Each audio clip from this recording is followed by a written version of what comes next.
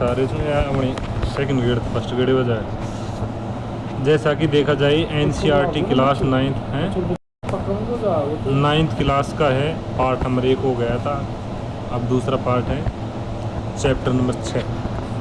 Badminton के पहले नियम पुणे में किस वर्ष बनाए गए थे? किस वर्ष बनाए गए थे? पुणे में 1873 में बनाए गए थे। बैडमिंटन नेट की आधारित ऊंचाई केंद्र पर कितनी होती है? कितनी होती है? 1.52 मीटर होती है। ठीक है। बैडमिंटन में किस कार्ड से खिलाड़ी को पूरे टूर्नामेंट से अयोग्य घोषित कर दिया जाता है? इस कार्ड से, काला कार्ड से अयोग्य घोषित कर दिया जाता है। जिम्नास्टिक का जनक किसे माना जाता है?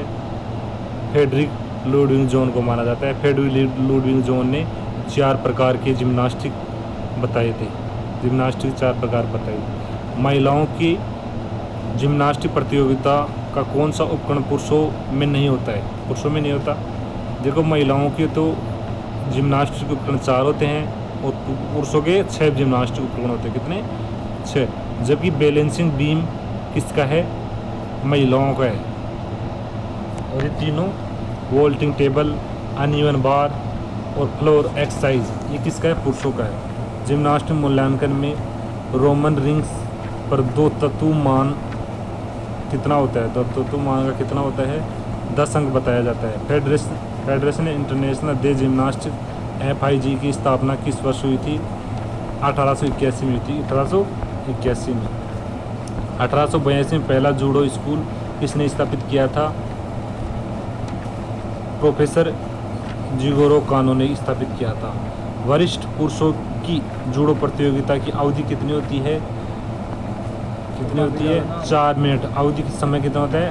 4 मिनट का होता है। जूडो में 6वीं और 7वीं डेड या डेन द्वारा कौन सा बेल्ट पहना जाता है?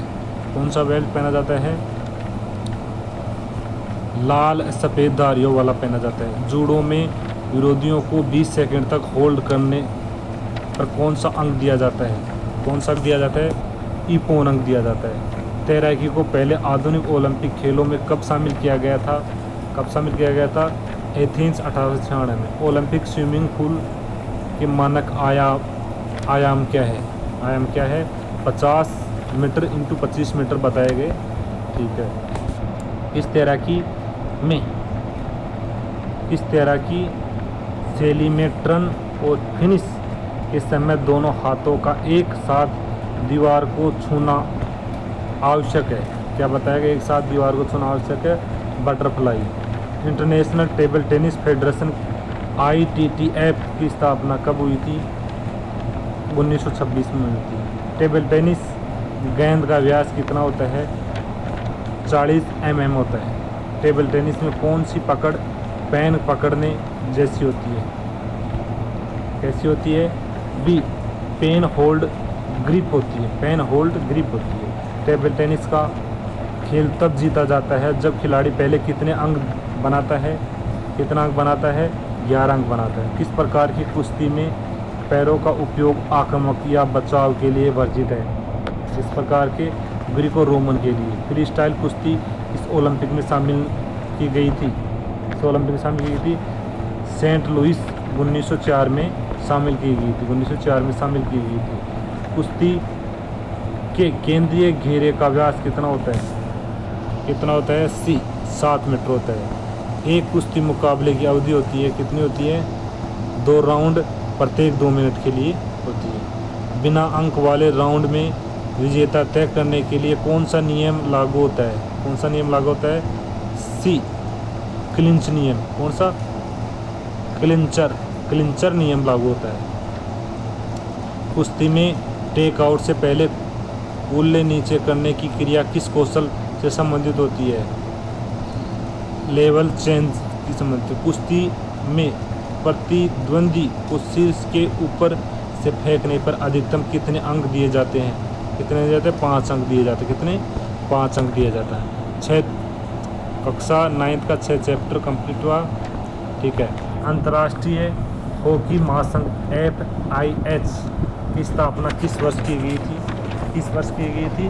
FIH की स्थापना चैप्टर नंबर 7 है 1924 में की थी। हॉकी मैदान की मानक लंबाई चौड़ाई क्या होती है? 91.40 मीटर इंटू 55 मीटर चौड़ाई होती है।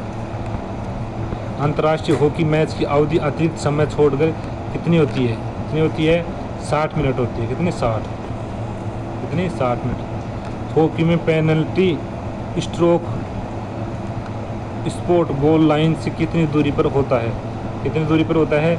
6.40 मीटर दूरी पर होता है। हॉकी का जादूगर किसे कहा जाता है? जादू ध्यानचंद को कहा जाता है। फुटबॉल में पेनल्टी मार्क गोल लाइन से कितनी दूरी पर होता है? कितनी दूरी पर होता है? 12 गज दूरी पर होता है। 12 यार्ड। गज या यार्ड बता दो।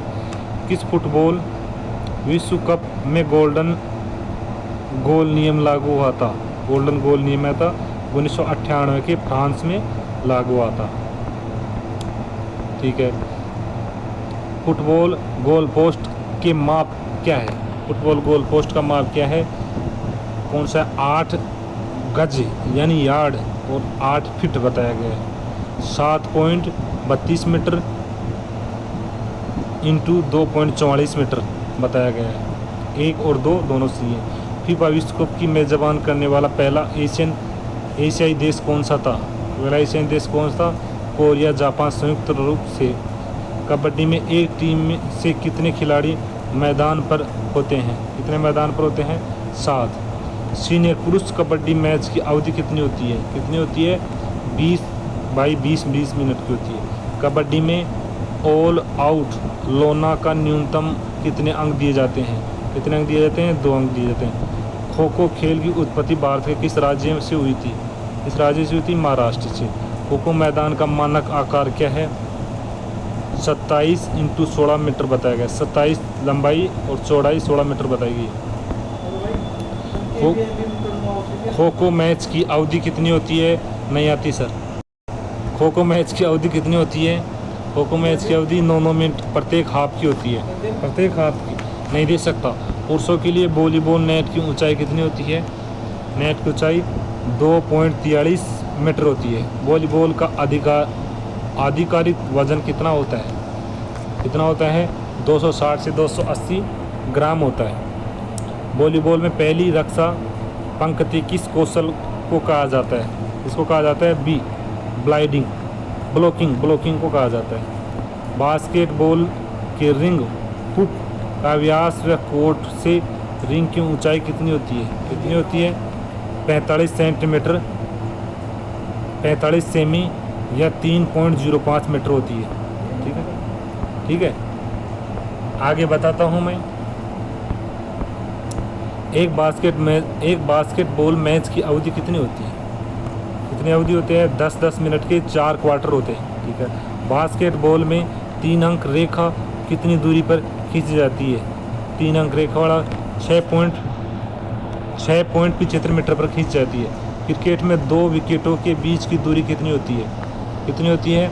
20.12 मीटर की दूरी होती है। एक दिवसीय क्रिकेट में एक गेंदबाज अधिकतम कितने ओवर डाल सकता है? कितने ओवर डाल सकता है? 10 ओवर डाल सकता है। क्रिकेट विश्व कप पहली बार कब खेला गया था?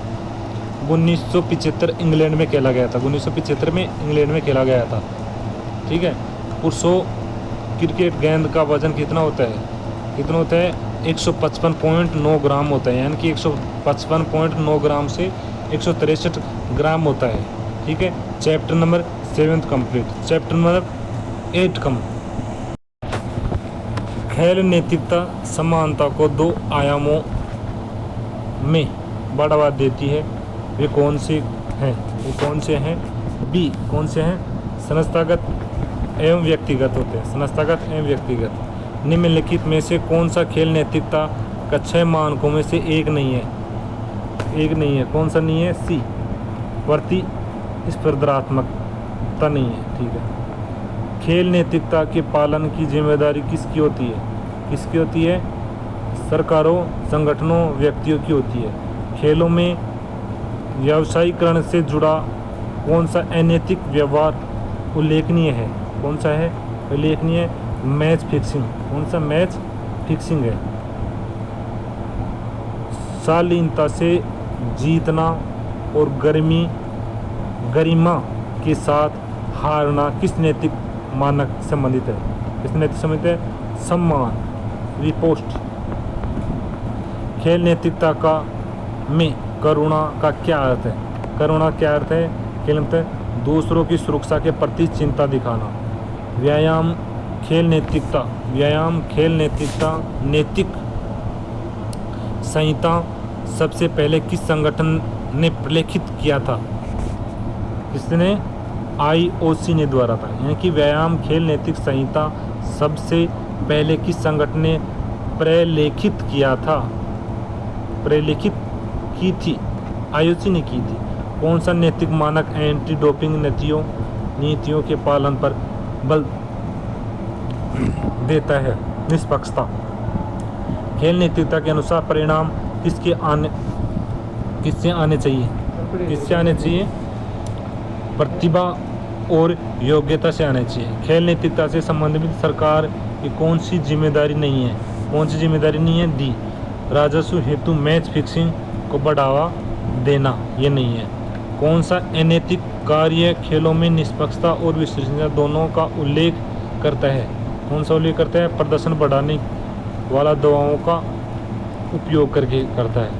कौन सा नैतिक मानक खिलाड़ियों से कानून मानने और अनुबंधों का सम्मान करने की अपेक्षा करता है? कौन सा करता है? नागरिकता करता है। खेलों के अत्यधिक व्यावसायीकरण का परिणाम कौन सी अनैतिक प्रथा है? कौन सी अनैतिक प्रथा है? सट्टेबाजी तथा मैच फिक्सिंग है। इनमें से कौन सा खेल नैतिकता में करुणा के अंतर्गत नहीं आता है? करुणा के अंतर्गत नहीं आता। कौन सा? खिलाड़ियों की सुरक्षा की अनदेखी नहीं आता है। भारत में ड्रग मुक्त खेल सुनिश्चित करने की जिम्मेदारी किस संस्था की है? किस संस्था की है? नाडा की है।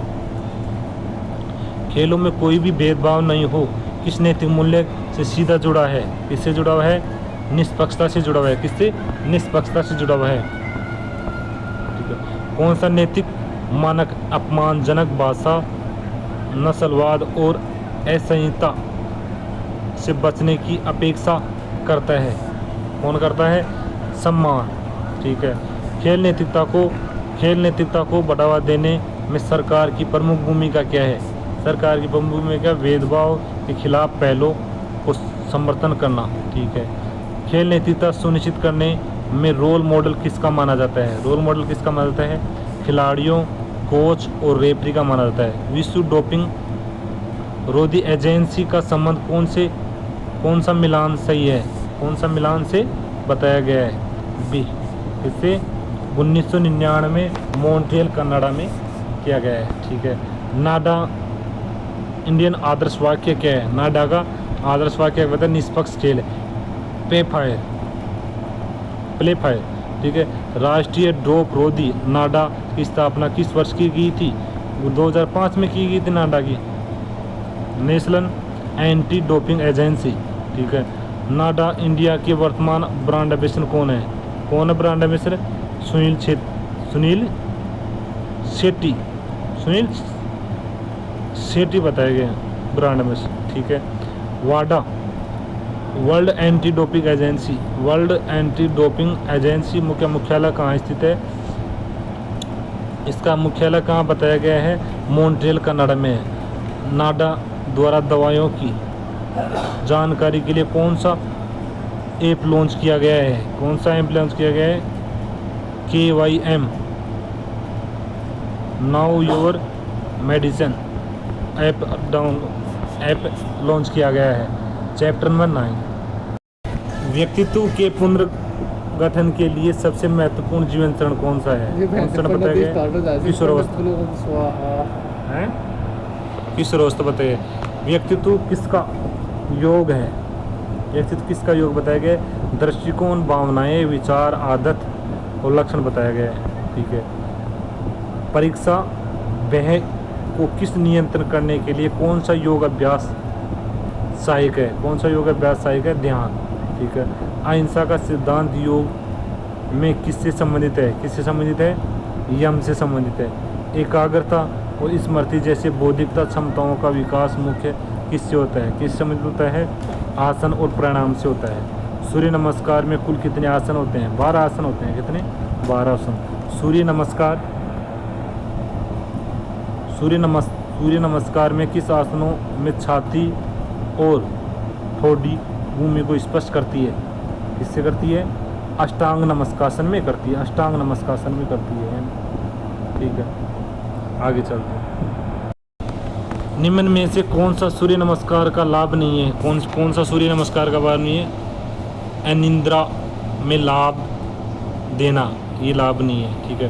कौन सा यम संग्रहण न करना को दर्शाता है? न करना को दर्शाता है। कौन सा करता है? बी,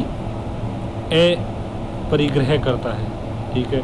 नियमों में स्वाध्याय का क्या अर्थ है? स्वाध्याय का क्या अर्थ है? उत्तम साहित्य और आत्म अध्ययन। ठीक है। कौन सा आसन पाम ट्री पोस्चर कहलाता है? पाम ट्री पोस्चर कहता है ताड़ासन।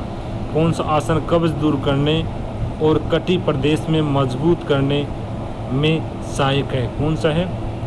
भुजंगासन है। सिंहासन विशेष रूप से किन मांसपेशियों को मजबूत करता है? कौन सा मांसपेशियों को? चेहरे और गर्दन की मांसपेशियों को मजबूत करता है। मधुमेह रोगियों के लिए सबसे उपयुक्त आसन कौन सा है? कौन सा है? मंडूकासन है। कौन सा? मंडूकासन। कौन सा संतुल आसन मुर्गे की मुद्रा का अनुकरण करता है? मुर्गे की मुद्रा का अनुकरण करता है? कुक्कुटासन। ठीक है। मत्स्यासन किन लोगों को नहीं करना चाहिए? किन लोगों को नहीं करना चाहिए? गिरवा स्पोंडिलाइटिस वाले व्यक्तियों को। नाग मुद्रा के नाम से कौन सा आसन जाना जाता है? कौन सा आसन जाता है? भुजंगासन। तनाव कम करने के लिए कौन सा विश्रामकारी आसन सबसे उपयुक्त है? कौन सा आसन उपयुक्त है? मकरासन। हल के समान शरीर किस आसन में दिखाई देता है? किस आसन में दिखाई देता है? हलासन में। शवासन किन लोगों के लिए वर्जित है? शवासन किन लोगों के लिए वर्जित है? निम्न रक्तचाप वाले लोगों के लिए वर्जित है। कपालभाति सामान्य श्वसन की तुलना में अधिक बाहर निकालता है। क्या निकालता है? Carbon dioxide. क्या निकालता है? कार्बन डाइऑक्साइड निकालता है। यह कपालभाति सामान्य श्वसन की तुलना में अधिक बाहर निकालता है। क्या निकालता है? Carbon dioxide. अग्निसार क्रिया किस अंग की क्रिया को उत्तेजित करती है? किस अंग की उत्तेजित करती है? उदर अंग को उत्तेजित करती है। अनुलोम विलोम प्राणायाम को क्या कहते हैं? क्या कहते हैं? नाड़ी शोधन कहते हैं। क्या? नाड़ी शोधन। उडियासन बंद शरीर के किस भाग को ऊपर उठाता है? किस भाग को ऊपर उठाता है? डायफ्राम को ऊपर उठाता है। आत्मनिरीक्षण का क्या अर्थ है? आत्मनिरीक्षण क्या होता है? आत्म अवलोकन और विश्लेषण बताया गया है। Chapter number 10। निम्नलिखित में से कौन सा ठोस कचरे का स्रोत नहीं माना जाता? कौन सा नहीं माना? नदियाँ नहीं माना जाता। नदियाँ। ठीक है। इस प्रकार का कचरा टूटे हुए कंप्यूटर, मोबाइल, टेलीविज़न को शामिल करता है। किस प्रकार का करता है? ई कचरा। ठीक है। इनमें से कौन सा जैव अवकरणीय पदार्थ नहीं है? कौन सा नहीं है? टीन नहीं है। टीन। संक्रमण अस्पताल की सुइयों से कौन सा हानिकारक बीमारी फैल सकती है? कौन सी हानिकारक बीमारी सकती है? हेपेटाइटिस बी फैल सकती है। खुले और बिना देखरेख के कचरे में मुख्यतः किसका प्रजनन होता है? किसका प्रजनन होता है? मधुमक्खियों और तिल चट्टे का प्रजनन होता है। कचरा प्रबंधन का कौन सा सिद्धांत हानिकारक वस्तुओं को उपयोग नहीं करने की बात करता है? उपयोग नहीं बात करने करता है। अस्वीकार करना। कौन सा? अस्वीकार करना। ठीक है। कचरे के पृथक्करण में जैव या अवक्रमणीय कचरे के लिए किस रंग की बाल्टी का प्रयोग की जाती है? किस रंग की बाल्टी का प्रयोग की जाती है? बी, हरी का। किसका? हरी का। ग्रामीण क्षेत्रों में ठोस कचरे को जलाने का कौन सा नकारात्मक प्रभाव होता है? कौन सा नकारात्मक प्रभाव होता है? वायु प्रदूषण का। ठीक है। अस्पताल में कुल कचरे का कितना प्रतिशत बायोमेडिकल कचरा होता है? इस प्रकार का था 15 से 25%। कचरे के निपटान की कौन सी विधि मिट्टी की परतों में कचरे को दबाने से संबंधित होती है, कचरे दबाने से होती है। Lead fillings, lead fillings, lead fill से मुख्यतः कौन सी गैस निकाली जाती है जो ग्रीन हाउस प्रभाव का कारण बताती है? ग्रीन हाउस प्रभाव कौन से होते हैं? मीथेन बताती है। कचरा प्रबंधन की कौन सी विधि सबसे अधिक पर्यावरणीय अनुकूल मानी जाती है? कौन से होते हैं? पुनर्चक्रण। कचरा प्रबंधन के 3RS सिद्धांत में क्या शामिल है? क्या शामिल है? गठाना, पुनः उपयोग और पुनर्चक्रण। ठीक है। फ्लोरोसेंट लैंपों में कौन सा हानिकारक पदार्थ पाया जाता है? कौन सा हानिकारक पदार्थ पाया जाता है? पारा। वर्मी कंपोस्टिंग में किस जीव का उपयोग किया जाता है? किस जीव का प्रयोग किया जाता है? केंचुआ का। संकरण में बायोमेडिकल कचरे को फेंकने के लिए किस रंग की थैली का प्रयोग किया जाता है? किस रंग की थैली का प्रयोग होता है? पीली। डंपिंग स्थलों के पास भूजल प्रदूषण के लिए सबसे अधिक कौन सा कचरा जिम्मेदार होता है? कौन सा कचरा जिम्मेदार है? लीचेट। भारत में बायोमेडिकल कचरे का प्रबंधन किस अधिनियम के अंतर्गत आता है? किस अधिनियम के अंतर्गत आता है? पर्यावरण संरक्षण अधिनियम 1986 के तहत। घरेलू स्तर पर रसोई के कचरे को कम करने के लिए कौन सी विधि सबसे उपयुक्त होती है? कौन सी विधि सबसे उपयुक्त है? कंपोस्टिंग विधि उपयुक्त होती है। ठीक है। किस कचरे को अजैव अकर्मणीय कहा जाता है? किसको कहा जाता है? डी को, प्लास्टिक को। दहन विधि का प्रयोग मुख्यतः किस प्रकार के कचरे के लिए किया जाता है? किस प्रकार के कचरे के लिए होता है? बायोमेडिकल कचरे के लिए किया जाता है। ठीक है। कीटनाशक तथा कीटाणुनाशक किस श्रेणी के कचरे में आता है? किस श्रेणी कचरे में आता है? खतरनाक कचरे में आता है। भारत के किस प्लास्टिक का सबसे अधिक पुनर्चक्रण होता है? इसमें होता है PET में होता है। भारत की ई कचरा राजधानी किस शहर को कहा जाता है? किसको कहा जाता है? मुंबई को कहा जाता है। कचरा प्रबंधन में नागरिकों की कौन सी जिम्मेदारी नहीं है? कौन सी जिम्मेदारी नहीं है? सी, खुले में कचरा फेंकने को बढ़ावा देना ये जिम्मेदारी नहीं है। चैप्टर नंबर 10 हो गए। 4 चैप्टर और बच रहे 9th क्लास के, वो और कर लेंगे। पार्ट 2 कंप्लीट हो गया है 9th क्लास का, पार्ट 2।